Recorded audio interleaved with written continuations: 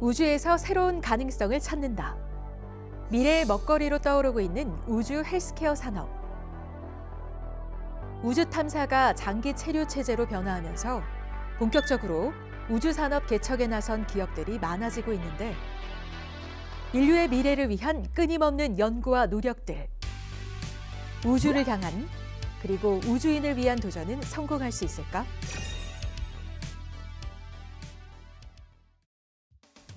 최근 가장 주목받은 의료기술과 신약 소식을 짚어드리는 이노메디 시간입니다. 오늘도 쿠키뉴스 박선혜 기자와 함께할 텐데요. 박 기자 어서 오세요. 안녕하세요. 쿠키뉴스 박선혜 기자입니다. 네, 반갑습니다. 자, 오늘은 어떤 주제로 이야기 나눠볼까요? 네, 우주시대, 우주산업이라는 말은 언제부턴가 전혀 어색하지 않은 친숙한 단어가 됐습니다. 실제로 우주산업은 그 잠재 시장의 규모가 무궁무진한데요. 위성을 만들고 그 위성을 발사체에 담아 쏘아 올리는 작업이 우주산업의 대명사처럼 인식되지만 실제로 이보다 훨씬 다양한 분야가 있다고 합니다. 우주 공간을 신약 개발하는 데 활용하거나 우주인들을 위한 헬스케어 기술을 개발하는 기업들도 속속 등장하고 있는데요. 오늘 이노메디 시간에는 지구 밖에서 찾은 4세대 먹거리, 우주 헬스케어 산업에 대해 얘기 나눠보겠습니다. 네. 우주 산업도 굉장히 여러 가지 분야가 있는데요. 그러면 이 전 세계 우주 산업의 규모는 어느 정도나 될까요? 네, 현재 전 세계 우주 산업 규모는 약 400조 원 정도인데 우리나라의 우주 산업 규모는 약 4조 원 정도로 세계 규모의 한 1% 정도밖에 되지 않습니다. 모건 스탠리는 2040년 우주 산업 규모가 약 1,300조 원 정도가 될 거라 예상했고, 미국 증권사인 뱅크 오브 아메리카는 시장 규모를 2030년 약 1,800조 원이 될 거라고 전망했습니다. 즉 규모뿐만 아니라 성장 속도도 훨씬 더 빠를 거라고 예측한 거죠. 네, 이렇게 우주 산업이 계속 성장하고 있는 가운데 우주 헬스케어 산업 역시 점점 커지고 있다고 하는데요. 우주 헬스케어 산업이 뭔지 좀 설명을 해주시죠. 네, 우주에서 오랫동안 머무르기 위해서는 다양한 도구 역시 필요하지만 건강은 가장 중요한 요소 중 하나입니다. 때문에 질병을 치료할 약이나 공간, 기술 등이 갖춰져야 하는데요. 이처럼 우주 헬스케어는 말 그대로 우주에서의 헬스케어를 말하고 우주에서 사람의 질병이나 이상현상과 그에 맞는 약을 연구하고 또 인체의 물질들이 어떻게 작용되는지 등을 알아내는 분야입니다. 그러니까 우주에서 인간의 활동이 많아지면서 우주 헬스케어 분야가 중요한 산업이 되어가고 있는 거네요. 네, 우주 탐사가 장기 체류 체제로 변화하면서 우주 환경에서의 고립과 정신적인 문제를 해결하려는 수요가 높아지고 있습니다. 민간 우주 개척이 본격화되면서 우주에서 건강하게 머무르기 위한 투자와 연구가 본격화되고 있는데요. 특히 지구에 비해 중력의 영향을 받지 않는 우주의 무중력 환경은 제약 바이오 분야의 연구 성과와 기술 개발을 획기적으로 발전시키고 있습니다. 근데 우주의 그 무중력 환경이 연구 개발에 어떻게 도움이 되는 걸까요? 한 예로 들면 우주에서의 신약 개발은 지상에서 구현하기 어려운 독특한 환경을 활용할 수 있다는 점에서 주목받고 있습니다. 지구에선 중력에 따른 밀도 차이로 고순도 단백질 결정을 균일하게 얻기 어려운 반면 중력이 0에 가까운 우주에선 가능합니다. 중력으로 인해 발생하는 물리적 현상을 배제하고 순수하게 화학적, 생물학적 반응만을 관찰할 수 있고 더 크고 순도 높은 단백질 결정도 쉽게 얻을 수 있는데요. 이를 통해 신약 연구에 소요되는 시간을 또 단축할 수 있다고 합니다. 그렇군요. 그래서인지 국내외 주요 제약 바이오 기업들이 우주 헬스케어 산업 진입에 속도를 내고 있는데요. 자, 지금까지 어떤 의약품이 개발되었을까요?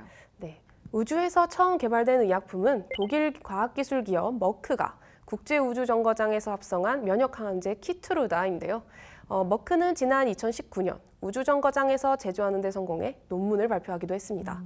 또 미국의 제약회사인 일라일리는 우주의약품 개발 플랫폼인 필박스를 통해 당뇨와 심혈관 치료제 개발에 나선 상태입니다. 필박스는 의약품이 결정을 이루는 과정을 관찰할 수 있도록 한 실험 장비인데요. ISS 우주비행사가 필박스를 수령해 정거장에 설치하면 지구로 데이터가 송신됩니다. 일라엘리는 지난해 필박스 1호에 인슐린을 실어보내 미세 중력 환경이 인슐린 결정 성장을 촉진한다는 사실을 발견했습니다. 또 글로벌 바이오 제약회사인 아스트라제네카도 미세 중력을 이용한 신약 연구에 뛰어든 상태입니다. 네. 자, 그럼 국내에서는 어떤 기업이 우주 헬스케어 산업에 뛰어들었을까요? 국내에선 보령이 선두주자입니다. 보령은 장기 우주 탐사 미션에서 발생할 수 있는 우주인들의 건강 문제를 연구하거나 우주 환경을 이용해 지구과학 문제를 해결하는 데 초점을 두고 우주 헬스케어 산업 진출을 꾀하고 있는데요. 이에 보령은 지난해 미국 우주기업 엑시엄 스페이스와 지구 저궤도상의 다양한 사업을 추진하기 위해 조인트 벤처를 설립하는 협약을 체결하고 올해 1월 합작법인 설립 절차를 모두 완료, 브렉스 스페이스를 공식 출범시켰습니다. 최근엔 글로벌 우주의학 경진대회 휴먼스 인 스페이스 챌린지를 3년 연속 개최해 우주 헬스케어 분야 인재들을 발굴하고 역량을 강화하는 추세입니다. 네. 근데 이 보령이 엑시엄 스페이스와 협약을 체결한 이유는 뭘까요? 엑시엄은 2030년 국제우주정거장을 대신할 민간 우주정거장 엑시엄 스테이션을 개발 중인 미국의 대표적인 우주기업입니다. 보령이 엑시엄 스페이스와 조인트 벤처 브렉스 스페이스를 출범한 이유는 국내 제약기업이 우주에서 신약 실험이나 연구를 하려면 우주정거장을 갖춘 기관과의 협력이 필수적이기 때문입니다. 실제 국내 기업이 현실적으로 택할 수 있는 방법은 엑시엄 스페이스밖에 없는데요. 제약바이오업계 관계자는 한국은 국제우주정거장 운영국에 포함되지 않아 대규모 실험 설비가 갖춰진 ISS를 사용하는 데 어려움이 있다면서 ISS를 사용할 수 있도록 허가받은 민간업체 엑시엄을 통해 돈을 내고 실험하는 것이 최선의 방법이라고 설명했습니다. 그렇군요. 자, 그럼 이 외에 우주 헬스케어 산업에 뛰어든 국내의 다른 기업들도 좀 소개해 주시죠. 국내 스타트업 스페이스린텍도 무중력 연구 실험을 통한 우주의학 기술을 개발하고 있습니다. 현재 스페이스린텍은 기초과학연구원의 협조를 얻어 강원 정선군의 지하실험실 예미랩으로 향하는 600m 깊이의 수직 갱도를 무중력 실험장으로 활용하고 있는데요. 실험 대상물을 매달아 깊이 600m 갱도에서 수직으로 운동시키면 미세 중력부터 가중력 상태까지 연구자가 원하는 중력 상태를 약 10초간 구현할 수 있습니다. 국내 바이오 벤처기업 엔지캠 생명과학도 미국 항공우주국, 미국 국립보건 등 기관과 공동개발 연구를 진행 중입니다. 엔지캠 생명과학은 개발한 신약 표본물질 EC18을 우주 비행사를 위한 급성 방사성 증후군 치료제로 개발하고 있습니다. 우주 비행사는 우주 방사선에 장기간 노출되면 골수, 혈관, 중추신경계 위장 등이 손상되고 암이 발생할 위험도 높아지는데요. 엔지캠 생명과학은 아무도 개발한 적 없는 이러한 우주 방사선 예방 치료제를 개발하고자 합니다. 자, 이렇게 여러 국내 기업들이 우주 산업에 진입을 하고 있는 가운데 국내외 연구 협력도 활발하게 이루어지고 있다고요? 네, 그렇습니다. 나사는 지난 1972년 아폴로 17호 이후 54년 만에 오는 2026년 우주인이 다시 달 표면을 밟게 하는 유인 달 탐사를 추진하고 있는데요. 이런 유인 우주 3사의 다양한 문제를 미국의 힘만으로는 해결하는 데 한계가 있다고 보고 세계 각국의 연구기관과 과학자, 기업과 협력하고 있습니다. 나사에 따르면 미국은 전 세계 135개국과 6,700개 협력 관계를 맺고 있는 상황입니다. 지난 9월에는 인하대 우주의학연구소가 주최한 심포지엄에 미국 유인우주개발에서 전문가들이 대거 참석해 국내 연구자들과 협력을 모색하기도 했는데요. 이외에도 보령은 독일항공우주청, 프랑스 우주의학연구소, 미국이나 유럽 기업 등과 함께 우주의학 협력 업무 협약을 체결하며 네트워크를 넓혀가고 있습니다. 근데 우주의학과 헬스케어 분야는 미국도 사실 초기 단계여서 한국과의 협력 가능성을 점점 키우고 있다고 하는데요. 그 관련해서 자세한 내용 인하대 우주의학연구소 김규성 소장에게 들어보겠습니다.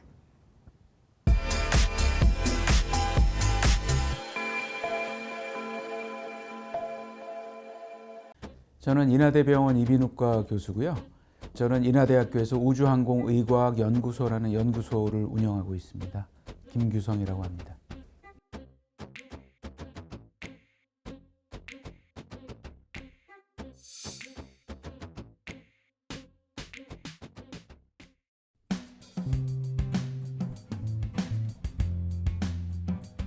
그 우주의학 연구는 크게 이렇게 구별해서 보시면 됩니다. 우리가 아픈 사람이 뭐 우주에 가서 뭐 꼭 치료를 하고 이런 어떤 그런 목표, 또 하나는 우주에서 어떤 생산된 약이라든지 이런 것들을 더 특수하게 제조할 수 있는 그런 환경에서 만들어진 약들을 지상에서 활용하는 그런 크게 두 가지 부분을 나눌 수가 있거든요. 심우주 연구는 이제 국제우주정거장이 폐기되고 나서 아르테미스 계획을 가는 동안에 주로 우주 선도국인 미국, 일본, 유럽을 중심으로 해가 진행되고 있는데 우리가 이제 거기에 참여해서 그 연구를 시행할 필요가 있고 거기에 관련해서는 지금 저희가 그 심우주에서 방사선과 중력에 장기간 노출됐을 경우에 나타나는 인지기능의 변화 이거에 대한 연구를 지금 한미 공동 연구를 진행을 하고 있습니다.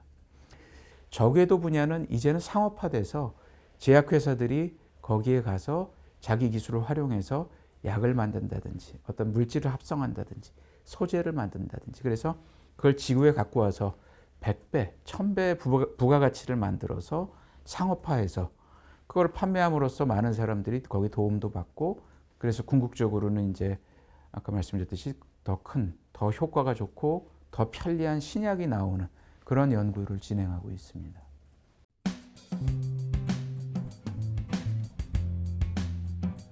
우리가 지상에서 할 수 있는 모든 바이오 헬스 의학 기술이 기술의 이런 중력이라든지 방사선이라든지 이런 우주 환경 하에 나타날 수 있는 어떤 현상을 접목시켜서 거기서 어떤 결과를 내면은 그게 바로 우주의학 기술이거든요.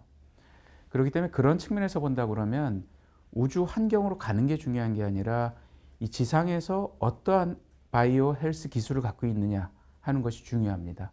그런 측면에서 본다 그러면 우리나라 바이오 헬스 기술은 상당히 발전되어 있는 우리나라 지금 현재 뭐 경제력에 걸맞을 정도로 발전되어 있는 상태입니다. 현 시점에서 한 가지 문제는 이제 우리의 개념이랑 경험이죠. 제가 미국이나 일본, 유럽의 과학자들, 우주과학자들을 만나보면 그 사람들은 우주라는 환경이 굉장히 현실 공간으로 생각하고 있어요. 뭐 필요하면 가고 언제든지 내 머릿속에 일부 우주 환경이 이런 게 차지하고 있거든요. 근데 반면에 우리나라 과학자나 연구자들은 우주 그러면 굉장히 좀 경외시하고 뭐 그게 어떤 거지 하고 생각하고 실질적인 공간으로 생각하지 않는 것이거든요. 그게 이제 개념의 차이죠. 반대로 얘기하면은 그 개념을 극복하고 한다면은 우리나라도 금방 이 바이오 헬스 기술도 위성이나 발사체, 탑재체처럼 선도국에 거의 가깝게 가 있는 그런 우주 기술에 접근하는 거는 결코 어렵지 않다고 생각합니다.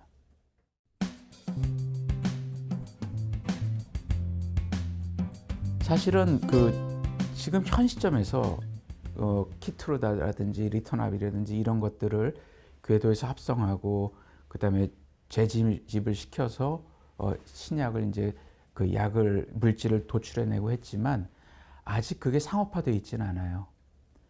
왜 그러냐면은 그런 약들이 비록 그 지상에서 이제 임상 시험을 다 통과해서 이미 투여되고 있는 그런 물질이지만 사실은 그런 과정을 통해 가지고 다시 합성된 거는 다시 지적재산권이라든지 다시 인허가, FDA 우리나라로 치면 식약처에 인허가를 받는 과정을 하지 않으면은 사람한테 투여하는 건 안 되거든요. 그렇기 때문에 그거는 아직은 시간이 더 걸리고 할 것입니다. 하지만 선도 기업들이 그걸 하는 이유는 많은 요소 기술들이 우주 환경에 접목이 되면은 지금보다 훨씬 더 혁신적인 물질들이 나오고 그다음에 혁신적인 기기들이 나올 가능성이 많거든요.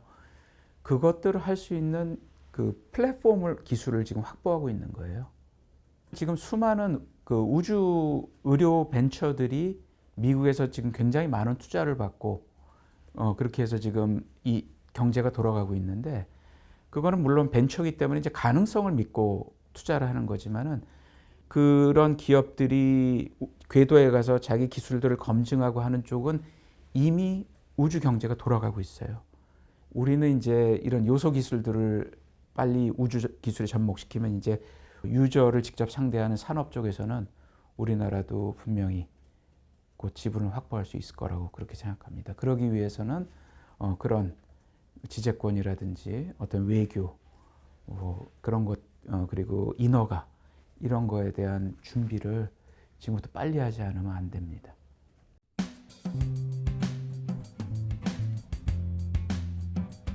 가급적이면 많은 연구자들이 우주 환경이라는 것들이 남의 나라 얘기가 아니라 이제는 우주도 우리나라의 하늘이다라는 생각을 가지고 우주 환경을 자기 기술에 접목하는 그런 시도들을 해볼 수 있었으면 좋겠습니다. 그리고 이제 발족해서 곧 이제 활발한 활동을 준비하고 있는 우주청은 그런 연구자들이 우주 환경에 자기 연구 결과들을 접목시켜서 더 혁신적인 결과를 도출할 수 있도록 그런 진입장벽을 낮춰주고 지원을 해줬으면 좋겠습니다.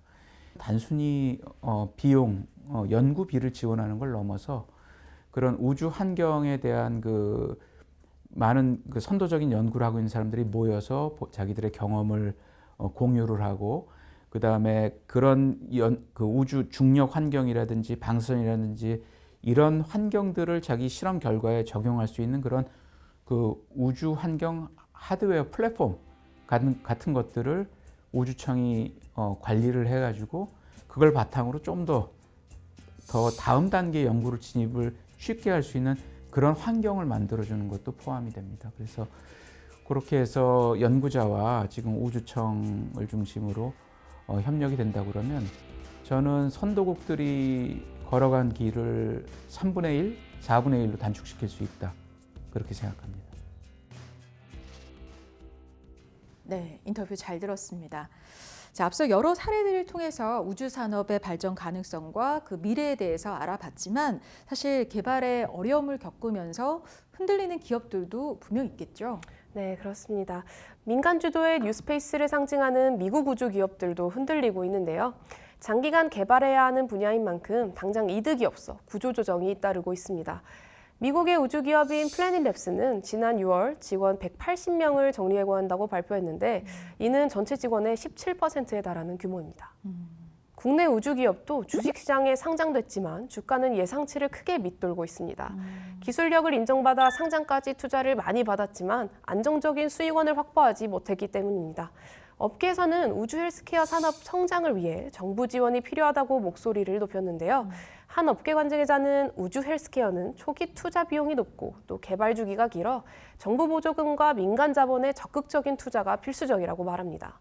또한 우주 헬스케어는 생명과학, 의공학, 우주과학 등 융합 지식을 필요로 하므로 업계와 부처가 힘을 합쳐 전문가 양성을 뒷받침해야 된다고 강조했습니다. 네, 우주 시장을 이끄는 미국의 우주 기업의 부진은 고스란히 그 시작 단계인 한국의 우주 기업의 불확실성으로 다가오고 있는 것 같은데요. 자, 이럴 때일수록 국내 우주 산업 성장을 위해서 정부의 아낌없는 지원이 필요하지 않을까 싶습니다.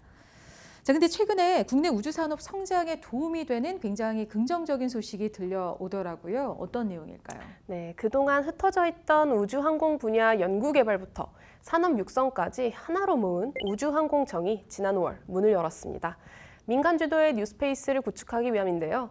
그동안 과학기술정보통신부가 산업통상자원부, 한국항공우주연구원, 한국천문연구원 등 각 부처와 연구원으로 분산돼 있던 국내 우주 업무를 하나로 모아 우주 경제를 실현할 컨트롤타워 역할을 하게 됩니다. 우주항공청을 통해 자금 조달, 또 연구개발 지원, 정책적 혜택 등 정부 차원의 지원이 확대될 것으로 예상됩니다. 네. 그러니까 국내 우주 산업을 키울 수 있는 그 밑바탕이 될 것으로 기대가 되는데요. 앞으로도 더 많은 과학적 성과와 도전이 이어질 수 있기를 기대해 보겠습니다. 오늘 이노메디는 여기까지고요. 쿠키뉴스 박선혜 기자와 함께했습니다. 고맙습니다. 네, 감사합니다.